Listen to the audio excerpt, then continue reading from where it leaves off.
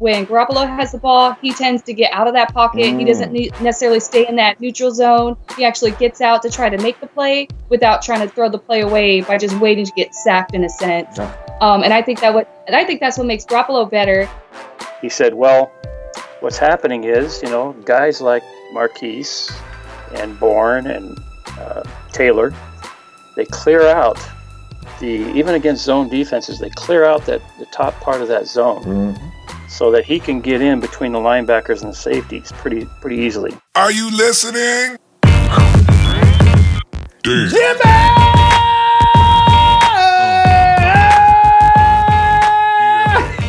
You knew it was coming. Come on.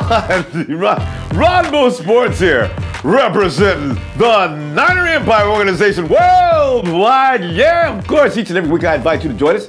Join us, and you will realize why I asked you to do so. Go to NinerEmpire.com for further details and information. Fam, thank you for allowing me to talk 49ers football. Can't get enough, I can't. Holiday time. Merry Christmas. Each and every year when I sit down and take out my little pencil and write a note to Santa Claus like I love to do each and every year. I've been doing it since I was 4 years old. I can't stop. Somebody tried to tell me there wasn't nobody go get that letter. I'll believe it! Because this year, Santa finally answered my letter. Each and every year I say, Santa, please, man, give me a cornerback. Give me a tight end. Give me a quarterback, please. He delivered. Oh, it's like a miracle. I need to put him under the Christmas tree, but that's okay. I'll take it. Jimmy G, we finally got ourselves a franchise quarterback. Oh, now we can get things done. This boy checks all the boxes. He doesn't do anything wrong. His leadership is just out of this world. You seen that clip, right? It's NFL Network showing it. Got Jimmy G on the sideline. He's pumping players up, telling them what to do. He's telling Marquise Goodwin, all right, you step this way, go that way, you got it, all right? Goes over to Trent Taylor. Hey, they can't deal with your quickness, all right? Just get it done. And when you get there, you go out of your move, the ball's gonna be right there. Jimmy G, his little 26-year-old self. This dude is so far beyond his Jimmy G. He's damn near a miracle, okay? This dude is just, I can't wait to see what he's 26 now. After 4 years of sitting behind Tom Brady, he has not been playing football every day, every year. What is he gonna be like in a couple of years? Oh my God! Hey, check out the rankings. I know you did. Number 19. We are in the middle of the pack, just a little bit above the middle of the pack. We're ahead of the team we just got through whooping up. The Titans are wondering what that happened. Man, we're a playoff team. They got 4-10. How in the world are they ranked at us? Titans, y'all got whooped by the 49ers. You belong below us. Did you check out who else is behind us? You drive across the bridge, city called Oakland. Raiders, they're behind us now. Ah. Hey, fam, you know what? When we beat the Jags this week, do you know that'll rocket us possibly past? Because I already know the Hawks are dead meat. They are not going to beat the Cowboys this week. Zeke is coming back. Zeke is coming back, and that means the Cowboys are going to win that game. And that means we could get past the we can't get past the Cowboys, but we can move past the Hawks. That means the Raiders and the Hawks are behind us. Fam, that means peace and wonderfulness as we go on social media, as in little trolly roaches don't come running in there. Hey, 49ers, man, you suck, man. What do you guys, how many games you win this year? Blah, blah, blah, blah, blah, blah, blah. I hate you people with such a passion. I can't stand it! Hey, they won't be able to do that. Hey, I'm telling you, Kyle Juszczyk is our lone representative to the Pro Bowl. All right, that's fine. The alternates are also Joe Staley, Carlos Hyde, and Robbie Gould. Hey, listen, Greg Zuerlein of the Rams was the kicker, right? Does that mean, I don't believe they're going to have more than 2 kickers. Does that mean Robbie Gould is now the man? I think so. Now, they may get another guy to take Robbie's place, but I believe Robbie moves up on the pecking order. Robbie's the guy. So we actually got 2 guys in the Pro Bowl. It's going to be Robbie, and you're going to see him a lot on the field because, they score touchdowns like crazy in the Pro Bowl. Let's be Robbie's going to be on the field. So we got 2 guys, the Juice and Robbie. I'm going to tell you something right now. See, I'm sitting here scratching like, oh, man, we just got a couple of guys. But listen, next year, I've already got my Pro Bowlers picked out. One of them's going to be Reuben Foster, and you know this. Hey, listen, wait, before you say anything else about Reuben, oh, man, dude is laying on the ground in pain all the time. I don't even believe he's going to survive the season. Let me help you understand why that's not going to be the case. Number one, you and I both know that Reuben Foster was coming out of the draft when you picked him out. He had a sling on his shoulder, and he was not able to train and get up to Reuben Foster power. Reuben's out there just playing out of being just a good football player. This offseason, he's going to go in there healthy. He's going to build up. He's going to stay in that weight room. He's going to get big. He's going to get strong. Next year, he's going to be a lot stronger. You're not going to see him laying down on the ground constantly. I mean, Reuben's... It would be funny if it wasn't our guy. Reuben's constantly laying on the ground. You know what? Normally he would say like a truck just hit him. It was Reuben Foster. He forgets he's no longer the truck that he was before he hurt his shoulder. So Reuben's still out there throwing his body around, flying 100 miles an hour, hitting people, knocking the crazy out of him. He'll be ready this weekend, though, for Mr. Fournette. But I got Reuben Foster. Joe Staley will return because the fact of the matter is, Joe Staley knows his team is going somewhere. Yes, he knows that there's no need to be even considering for one moment retirement. Why would you quit now when the 49ers are that close to making an impression? DeForest Buckner will be back next year. My plan on that is we're going to get an edge rusher. An edge rusher to come in and make offensive line stay honest. They can focus all their efforts and attention on DeForest Buckner right now, but if we got a madman coming off the edge, that changes. Defoe, next year, he will be a Pro Bowler, and Trent Brown. He will mature, and next year they will be singing Legends of Trent Brown. The man is always round. Telling you right now, Trent Brown, hey, here's another thing too.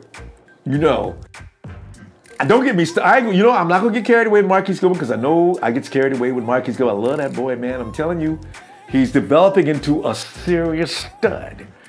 In fact, all of our receivers, look, I know Jimmy G is going to make all our receivers look like all-stars by next year. Guaranteed. Ronbo! Yo! What's good with you? Holiday time, Ronbo. Yeah. It's a Jimmy G Christmas. You know it. Jingle Jimmy, jingle all the way. Ronbo! Yes! I'm loving the guest today. Yeah, hi. Shout out to my girl, Lily. Hey, you gonna talk to the Culp family now? I was getting ready to do that right now. Well, what you waiting on? Let's do it! Niner family, it is holiday time. So, of course, it's family time, right? So that means we got... I know, right? It's not being corny. I went and got a family. And so we can wish you a Merry Christmas together. And they're a 49er family. That's the amazing thing. It's Bryant. And it's Lily. We call it a little marshmallow in the middle. And that's Tony on the side of Mom. Hi, guys. Hey there, Ronbo. What's up? So I gotta tell you guys, you know what? Looking at your family like this, everybody's a 49er fan. Has it always been that way? I just realized, when you met before getting married, were you dating? Were you 49er fans? Most definitely. Tony, her mom's a Niner fan. I met her when I was really young. There's something wrong with her brothers. They're Raider fans. Oh, my dad. We all have my brothers are Raider fans. Yeah. But this whole household is a Niner family. Niners! It's just something that we all like, and we watch every game. I don't think I've missed a game ever. I think I've either caught it on the radio or I've seen the game live. Yeah. I'm diehard. I know. And even if you're not able to watch the game or you can't see it, you're detained with something else, you're looking at every media you can find to find out the score, right? You want to know what's going on. Your whole day, whatever is going on, it has a wait. I got to go find out the score. I'll be right back. It's crazy. I'll find the AM radio. I'll plug it in, and I'm there. I'm there. Oh, you're getting ready to get 49er fever again because this team is wrestling its way back in, guys. Oh, and it's because of this new quarterback. Who would have imagined Jimmy Garoppolo? Guys, I got to tell you, Jimmy Garoppolo, he's making, Lily, this is for you too. Jimmy Garoppolo's making every guy on the team look like all-stars. We're looking at Marquise Goodwin and Garrett Celek. They never looked like this before. If indeed Jimmy G's got the Midas touch, I just keep wondering though, and everybody's starting to make deals already, if he could do that with what the guys we got now, what would he do with even higher level talent? And even our Pierre Garçon when he comes back, God. But is that something that you think about? Because a lot of people are saying, should we get rid of these guys and get other people? Because what do you think on that matter? I don't think we should get rid of players that can still contribute to our team. I don't think that players that have good age, good attitude, and can bring something to the team, we shouldn't necessarily just throw away. As long as Pierre Garçon's neck injury, I think it is, as long as his injury affecting him running, I think we should bring him back because that guy's got magnet hands, and he's going to just keep the chains moving. I know. And speaking of that argument as well, I am really like a little bothered by people who always, I'm seeing fans on social media all the time.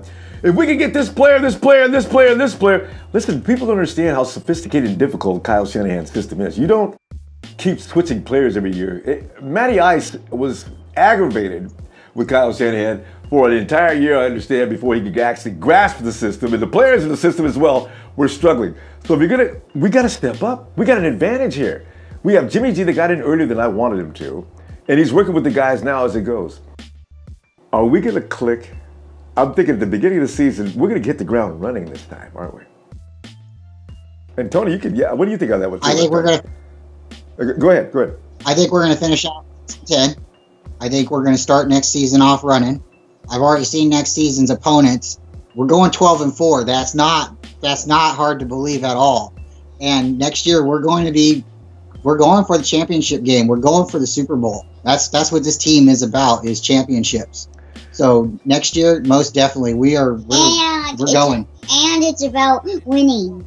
It's about winning. All right, Lily. It's been that way forever. You can't just come in and just play the game. You've got to get in there. The objective is to win, so people don't say things. And speaking of those Raider fans you were talking about in your family, you see, if you live in the Bay Area, every one of us has to endure a Raider fan somewhere in your family. If you have more than 10 people in your family, there's going to be a Raider fan in it.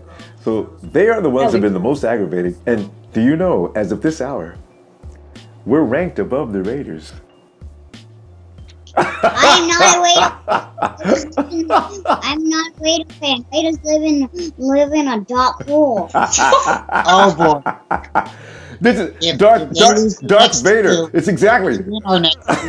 If they lose their next two and we win our next two, we are both 6-10, and that will stop everyone from talking.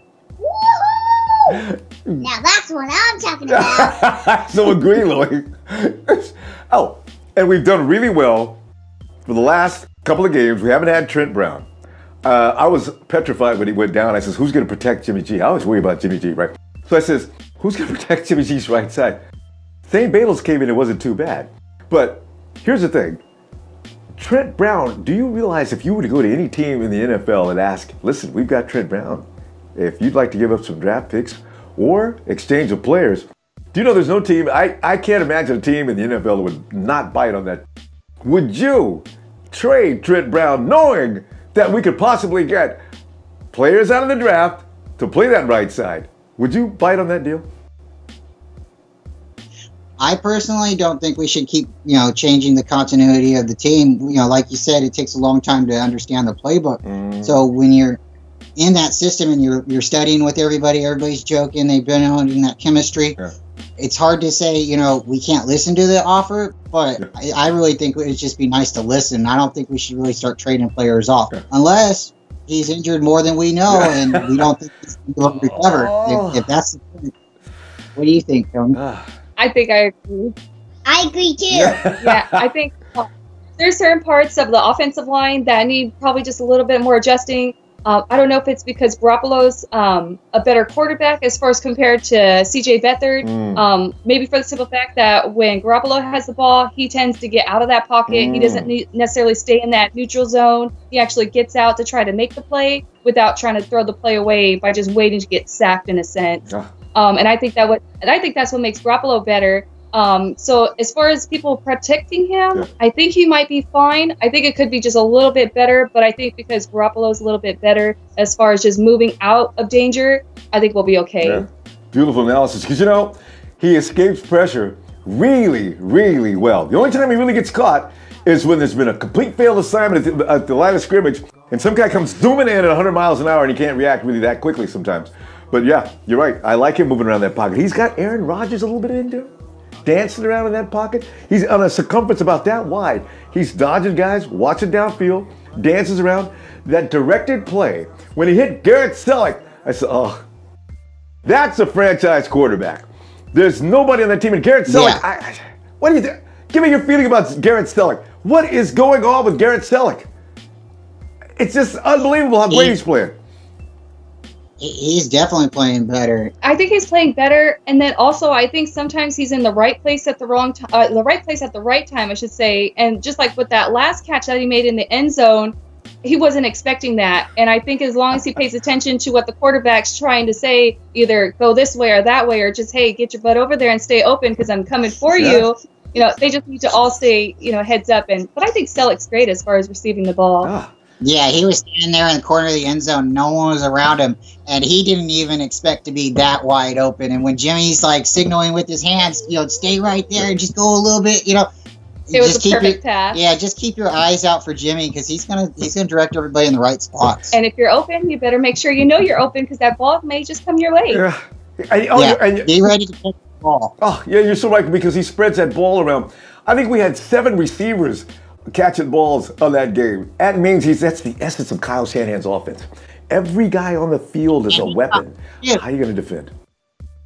And he caught one of those passes too, didn't he?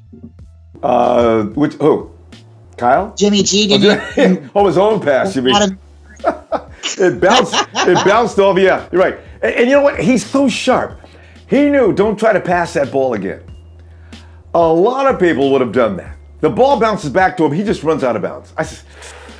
People don't understand. Jimmy G's, he's way ahead of his. This guy is really brilliant. He does a lot of plays out there that are off schedule, as Kyle Shanahan says. Those are plays that Kyle didn't tell him to do that. He did that on his own. And I said, wow, this guy is, he is amazing. We got the Jags. Yeah, he's got like that backyard mentality where, he's going to make something happen. Just give him a couple seconds in that pocket and he's going to make something happen. Hey, Wombo. Yeah. What's MC doing? MC's usually out at this time of day. He's a cat, and they're finding ways to sleep because he knows if he's here, I'm going to bother him. He'll be back later. Oh, and speaking of, we have the Jags. I'm sure MC's going to give me a hard time about this and make me eat cat food again, but that's not going to happen again. I'll get him for that. But anyway, the Jaguars coming up this week. I'm sure that the point spread's probably going to be like 100 points. Do they realize, and I call this a sleeper game, the 49ers now are pumped up. Marquise Goodwin is out of control. Garrett Celek has all the confidence you need. All we need is for Carlos Hyde to get going, but that could come this week as well.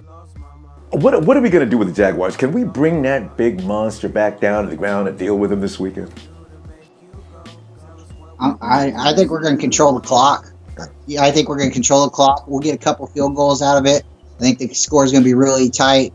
And I'm not too impressed with Blake Bortles. I think Jimmy's a little bit better of a quarterback. So by him holding the ball longer, I think we'll come out of it 49ers 20, Jaguars 10. I don't think it's going to be a big outscoring game because we can hold that ball. Yeah. We can chew up that clock. And as long as defense can kind of keep that line back as far as prevent them from moving the chains, then that only makes us better as far as field advantage because it seems once they get closer to their red zone, then that's when we're in trouble. And we don't want them in the zone. So that's so true. We got to keep them out of that area. And okay, now I got to have a score now. What would you predict? Tony, what would you predict on the score this week? I'm going to say 10 and 13. 13. 10 to 13. I I think we're going to have 13. I think the Niners, it might be tight enough where they're going to probably just slightly win by only a field goal. Mm-hmm. I'd like to see them win by a touchdown, but I think, if Jimmy G can pull out another play like that, as far as with the amount of time that we have when it comes down to the wire, we could definitely make it happen. Yeah. But it's going to be very tight as far as I don't think we're going to outscore them. It could be possible if, the cards are right for us, but it's going to be a tight game. But I definitely have feeling that we can win this. They're pretty good. Yeah. They're a stout team, but not as good as the Niners. The Niners, they just need a little bit more organization. They need a little bit more practice with each other, continue to pass the ball. Defense needs to be a little bit more tougher as far as, if you're going to keep the quarterback, blitz the quarterback, do a little bit more blitzing on them, and then we'll be fine. Oh, my God. And do not play in the end zone. Yeah, don't be playing in the end zone. Yeah, don't play in the end zone. We don't need any safeties. We don't need any, what do they call, touchbacks? Yeah, when you're touchbacks. in the end zone, you're on defense, you're working. Yes. Yeah. Brian, what is going to be your score in the game? Oh, Brian already gave us a score. You gave us, you're 2010, right? Yeah. And Lily, Lily, you tell us what's going to be the score of this game, Lily? I think 4-10. Well, we're 4-10 now. Mm-hmm. All right. So, do you think they'll score a touchdown? No. You think they'll get a field goal? 7-3, Ronbo. Yes. I love the way you got around to that answer too. Because one thing I think we don't do any end zone celebrations. Have you noticed that? Maybe it's because we're not in the end zone often enough. But I've been thinking about that. I think Garrett Celek I think they did a thing where they were looking at their watch because it was Celek time. That was supposed to be what that was, I think. And I think too, because of the rules last year, how they made it where it was, not funded, you can't celebrate in the end zone anymore. I think with us not really getting in the end zone too many times, we're just showing professionalism and acting like we've been there before. Good point. Maybe the 49ers will continue to do that because it's out of control across the league already. They're having contests now. We don't need that. Doing leapfrog. And the Eagles last week, the guy could spin the ball and make it spin for and that ball kept spinning for the longest time. And they're sitting down there warming their hands, right? That one I'm amused with. Oh, God. Yes, Lily. What? They throw the ball and it hit the... We were watching the other day, and we seen Blaine Gabbert. Yeah. No, it was Blaine Gabbert. He threw the ball right at the back of the Cardinals' helmet. Oh. He nailed that guy right in the back of the head. She's seen it. She's like, "That's not how you throw the ball, Dad." Me? See, even Lily knows. Blaine Gabbert, he looked a lot different at the beginning of the year, and all of a sudden he started becoming a good quarterback, and I was kind of surprised. I said, well, why couldn't he play that kind of football when he was in San Francisco? So he's starting to settle back down to Blaine Gabbert, and he's been pulled out. I understand Stanton's going to come back this week, so there he goes. God, poor Blaine. Hey, Ronbo, yeah. Before you hang up on us, do you think the 49ers or the who's playing against the Jaguars? Do you think the 49ers or the Jaguars are going to win? Somebody's going. I think Niners are going to win. I do too. I really do. I do because the Jaguars have no idea, Lily, of who they're coming to play. They don't know anything they don't know about a quarterback that much. They've got a little film on him. They don't know what to do with Marquise Goodwin. They can't stop him, Lily. I'm telling you right now. That's going to be the biggest weapon of the day. And Carlos Hyde is going to get started finally this week. Do not go to who? Hyde. Yeah. I'm expecting him. He can't be terrible this would be 3 games in a row that he had no contribution. I got a feeling he's going to be at least a little help this week. He's got to. They're not going to renew his contract unless he does. Yeah, I'm telling you guys, they're really not. I don't see them renewing his contract, especially extending it for more money. If he doesn't have anything to do with what's going on in the last 5 or 6 games, that's too much. We can get any kid out of the 4th round. They can give you the same amount of contribution. We got Joe Williams, and he may be able to hold on to the ball now, and I've got more faith in him. I like Matt Breida. So bring back Gore. Oh, everybody wants that to happen. Frankie's still running great playing football too. In knee-deep snow, the biggest joke was Frank's in snow outrunning Carlos Hyde. And don't give me this about the offensive line, because the offensive line, it's not any better than the 49ers. I said, that's a good point. So Carlos has got to stop it. He's got to find the right hole and get some yards on those runs. Well, guys, I'm going to wish you a Merry Christmas, but before we do, we got to get that big scream as if we were at Levi's Stadium, or as this winning game against the Jags on my count to 1, 3, 2, 1. Niners! Yeah! Niners! Running goal on the radio! Merry Christmas, guys. Merry Christmas, Robbo. Thanks, Merry Ronbo. Christmas!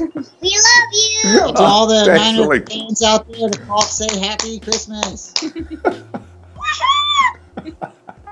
Got the coach in today because, you see, there are things and ramifications, I understand from what Coach is saying, about this game coming up this weekend with the Jaguars.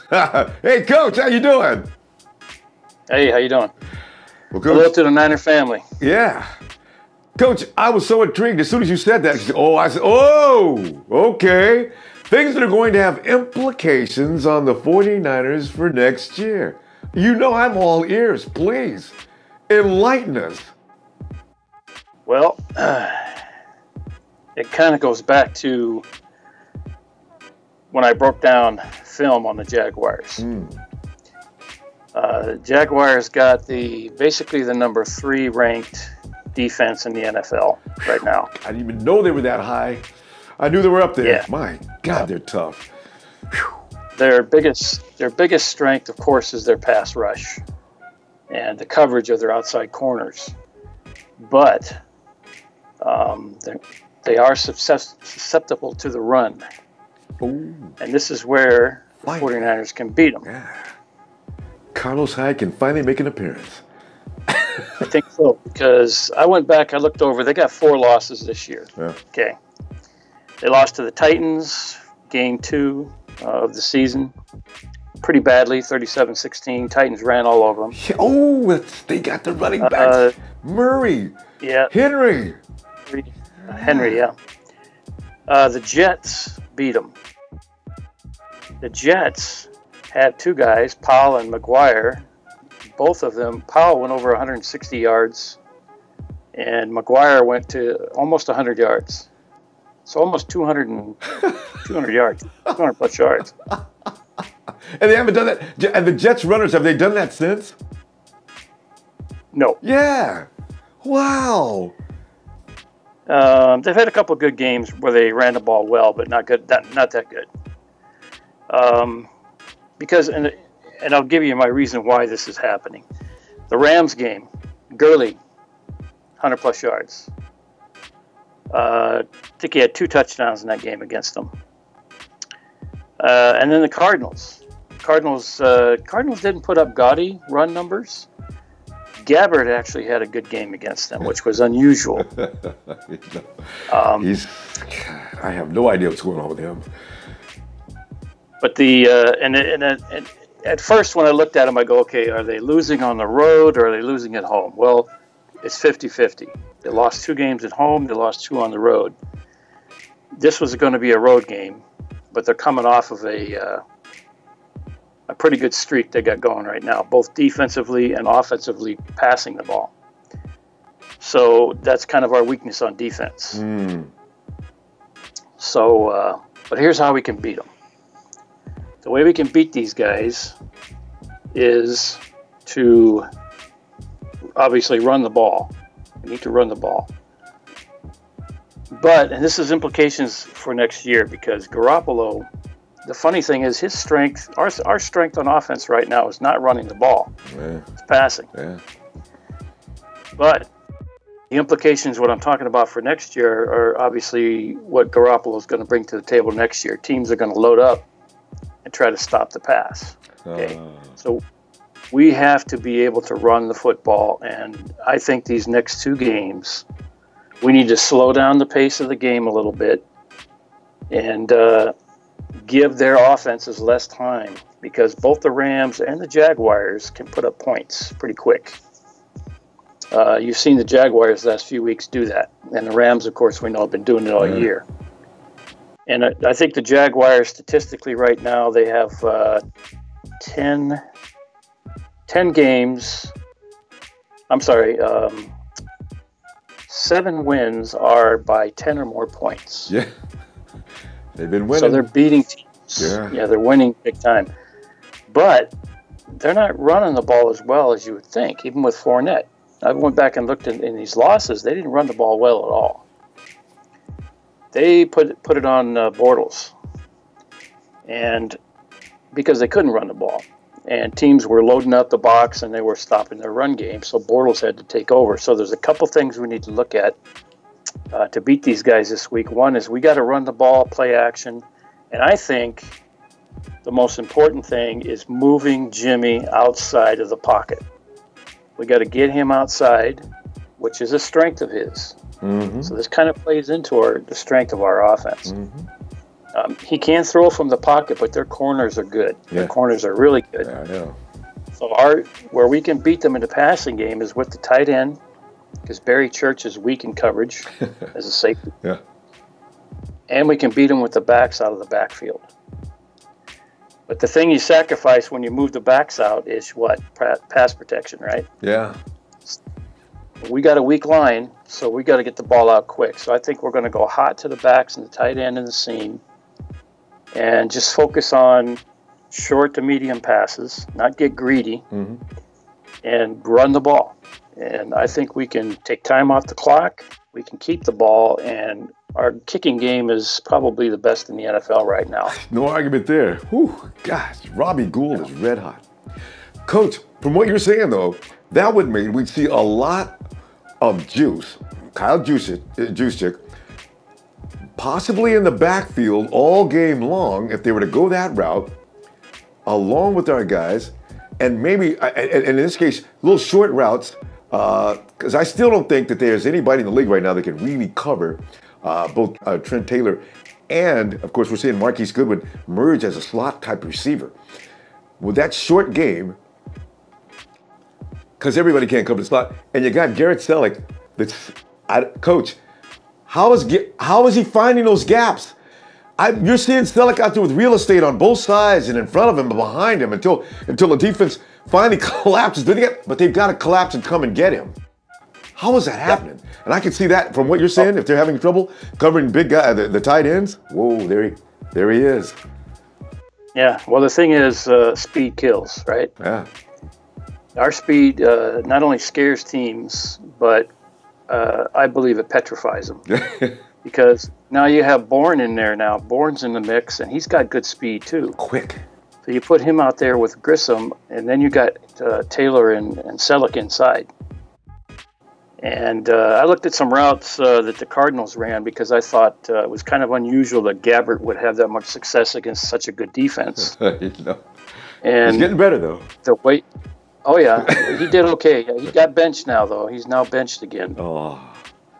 Stanton's going to start the next game for him, I think. But poor Blaine. He had a really bad game this last game, I guess. 3 picks or something, or 2 picks. Yeah. Anyway, Gabbert was hitting the tight end and the backs and against the Jags, and that's how they beat him. He racked up about 240 yards passing in that game, and a couple touchdowns. Yeah. And, but that against our offense, and I'll tell you why Celek's getting open so much. And I think he gave us the key to that last week when he was being interviewed. He said, well, what's happening is, guys like Marquise and Bourne and Taylor, they clear out even against zone defenses, they clear out the top part of that zone so that he can get in between the linebackers and the safeties pretty easily. Boy, he does. Because they have to widen out due to the speed. Yeah. Can't play close. So it creates lanes there for the quarterback and the receivers to run the routes inside. So I think our slots and our backs are going to be the key to this game.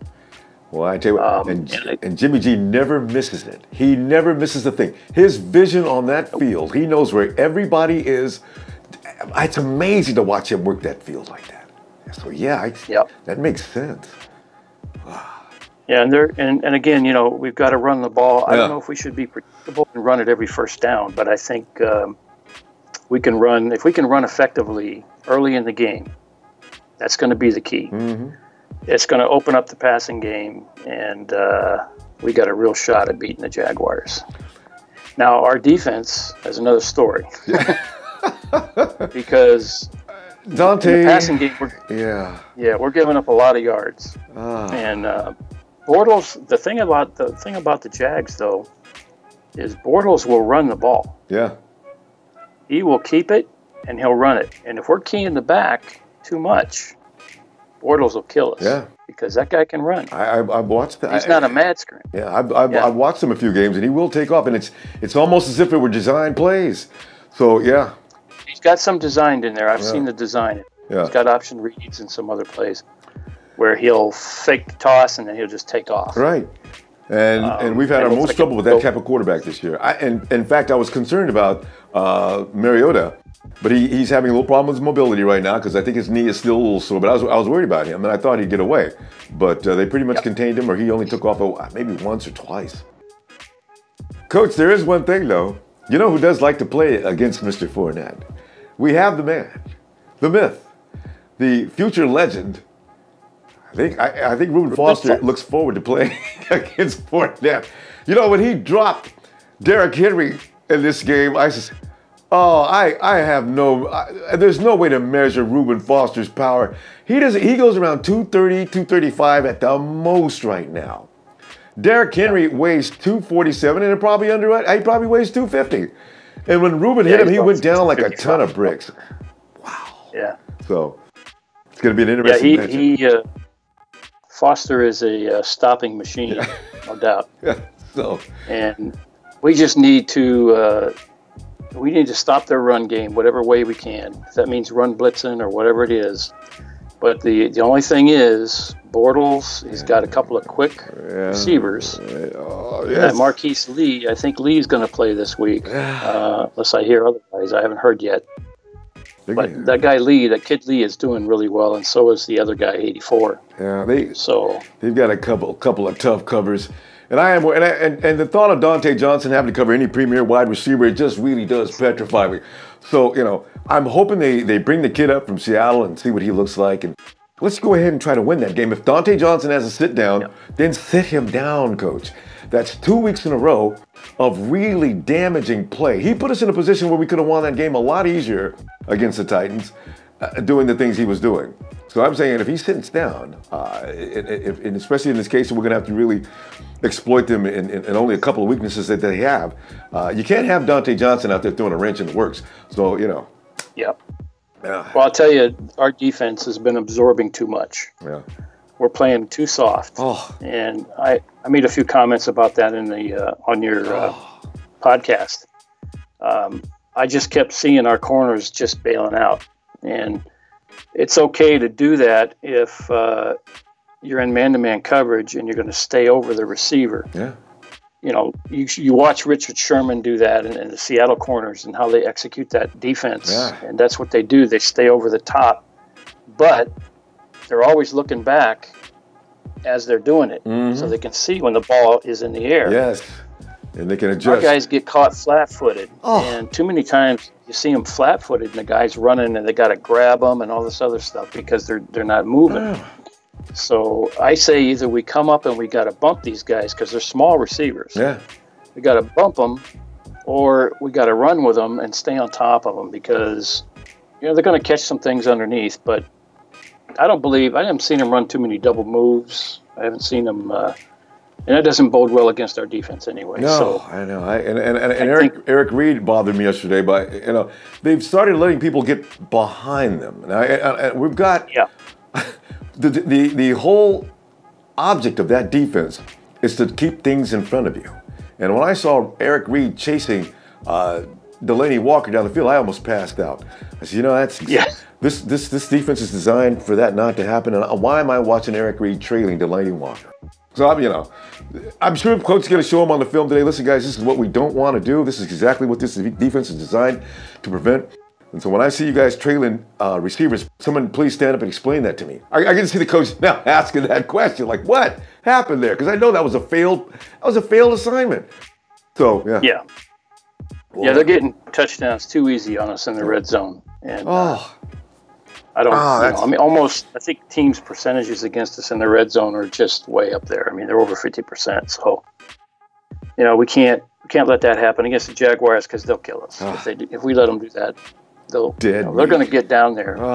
With our defense is bend but don't break, the way it's been operated. Yes. And we're really dependent on our pass rush, and sometimes when the pass rush doesn't get there, and it's we're in trouble. Hey, the Jaguars' offensive line, apparently they're not too bad, because it doesn't take. That's the only thing. You're right. Where's the pass rush? We got held out again. Although the Titans' offensive line, I understand it is a good offensive line. So maybe this week, but we know about the defensive line in Jacksonville. Is that offensive line getting a lot of credit? Not really. I mean, they're okay, or just The interesting thing about them, and if you go and look at their game stats, they're not. I mean, they're running the ball good when they're consistently doing it, but they seem to go away from it a lot. They go away from it and throw the ball. Yeah. And a lot of times, even when they're ahead, they're throwing the ball. I mean, if you watch that, I watched some of that game against Seattle 2 weeks ago. And they were throwing the ball a lot. With, I think they had over a 14-point lead, and they were throwing the ball still. So Bortles is like, he has no fear, throwing the ball. And the thing was, I don't know that if the coaches, where is he basing that on? Bortles has never been all that good at that. Yeah. He's always needed a run game, and now that they have one, I know it's you know what, Coach, I think Shanahan can actually outcoach this guy. I really do. That could be what it comes down to. From the point you brought up now, I can see where Shanahan can actually outcoach this guy, because he's going to do a lot of things that have become a tendency, and we can exploit those. And I know Shanahan, and I know Celek can, because he's a little sharper than. Wait a minute, Celek just came from there. This could be a very interesting he game. Set the foundation, him and Gus Bradley, right? Yeah. He and Gus Bradley set the foundation there, and this other guy is just cleaning up off of their work. Yeah. So, I give him credit. I mean, he's running a good scheme, but what I'm saying is he's running the same. We don't need to assume, because I was thinking, oh my God, I want to beat the Rams. I've conceded. Niner fan, I'm just saying, I was worried about the Jags, but I had already conceded that we were going to lose this one and possibly beat the Rams. But this game may be even easier than the Rams, from what you just broke down. So I kind of like that. Yeah, I'm sure our coaches are smart enough to see what I saw, and I'm not even getting the whole film view that they're getting. Yeah. So all right. There's guys you can exploit because they're defensive linemen. If you remember Malik Jackson, the defensive tackle, when he was with Denver, he was not a run stopper. He was a pass rusher, right? Pretty much the whole way, Calais Campbell, not a run stopper, pass rusher, right? So they got two defensive tackles that pin their ears back and come straight at you. You can run through there all day long as long as you can block that linebacker. You're in good shape. And that's what teams were doing that were beating them. So that's going to be the formula. I can see right now. All right. That's going to be it, and I think play action, too, is going to work because these guys really bite up. Yeah. And especially when they're getting beat by the run, they'll bite up real hard. And, we got potentials, in this game. I'm sure Ramsey and Bouye, the other guy? Oh, yeah. Boyer? Bouye. I know we know what you're talking about. The pronunciation is everything. Yeah. So, yeah. Kind of locked down the receivers, but neither one of them got the speed to run with Marquise either. And so I don't know who's covering the slot, but if Trent's on it, they're not going to be able to cover him either. So, and you figure the chemistry between Jimmy G and those two receivers is going to get even better because it's getting better each week. We've seen Marquise Goodwin grab the ball this past game. It was like as if he knew that ball was going to be there without looking. Because I seen him run around. He turns around, he shifts, he sees, he looks up. The defenders, of course, are always like, they're playing off him because they're worried. And that's what I'm looking forward to this game, Coach. Want to thank you for that breakdown. All right. I mean, it's they're beatable. I'll put it that. Yeah. That's the whole point of my thing is they're beatable. And the implications for next year are watch the way that our offense is starting to attack these defenses. Yeah. Okay, what you're starting to see is a preview of what got the Falcons to the Super Bowl. All right, I know. It's that kind of an offense, and it's starting to come through with Garoppolo.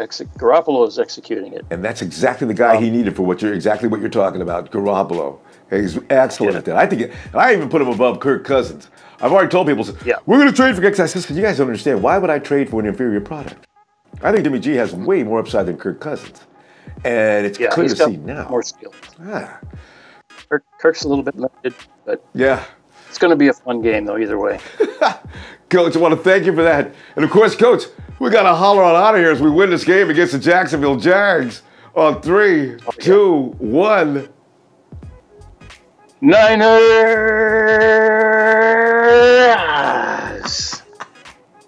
Thanks, Coach. You're amazing.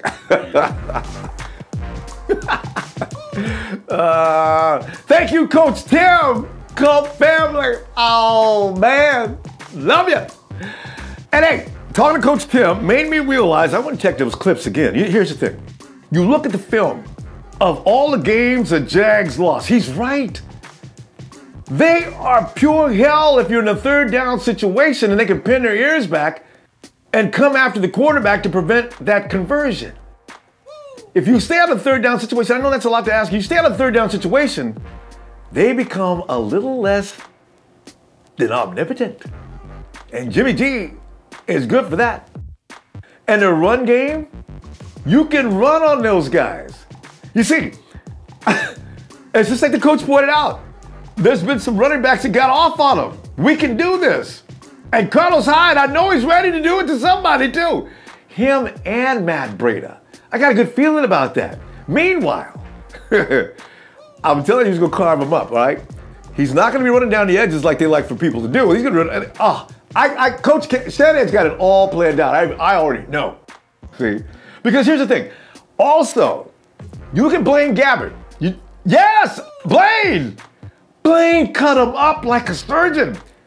Blaine's got that quick release, right? That's what they can't deal with. If you get rid of the ball quick, and Blaine wasn't even all that accurate. Most of the time, Blaine was getting there. He was okay, but you didn't see Blaine laying in the dirt all day?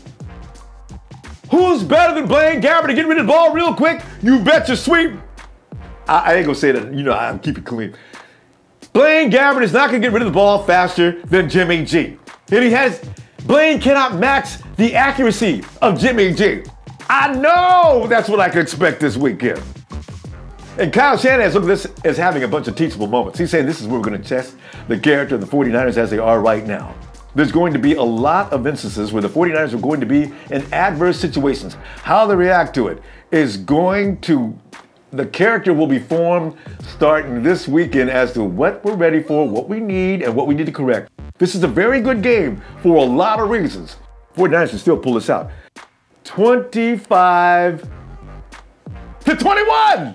I said it! 49ers! Of course! And I'll be all up in your face, at your place. We're going to enjoy this game together, baby. I know we're going to be nervous. I know I'm going to be a nervous wreck from beginning to end because every play bothers me, especially when I see a flag go down, as you know. Touchdown! Oh, I don't know how many, because you know what? We got to correct that red zone situation. They've been working hard on the red zone situation. You read about it, they're working on it. It's not so much about the players need to be replaced as some people are thinking. It's about having finally learned to execute Kyle's system of doing the things that they do. Jimmy G out there running the offense, man, anything may happen. So do not count the Niners out. This team is not completely unbeatable. I believe that. And afterward, we'll talk about that. You'll need the Ronbo Sports app to get it now, because after the game, we're going to be talking about this win. Get that, and you'll get all the information you need in the app, the phone number, the PIN number, and all the instructions you need. If you're going to zoom in, you can get that instruction as well. We love it when you zoom in, by the way. You'll need it also for Red and Gold Radio, which we have a good time Monday, Tuesday, Thursday, Friday. You'll love it. If you've not checked out Red and Gold Radio yet, you need to do it. Guarantee you it's a 49er experience that you need. Let me do my so hell imitation. Please hit that like. The Iron Sheik. And also, share and please do subscribe. Oh, and I'll see you on Red and Gold Radio between now and this weekend when we get ready to take on the Jags. Count me out. 7, 6, 5, 4, 3, 2, 1. You'll never have the sacred stone. No. Oh, Just you crazy mother. Jimmy!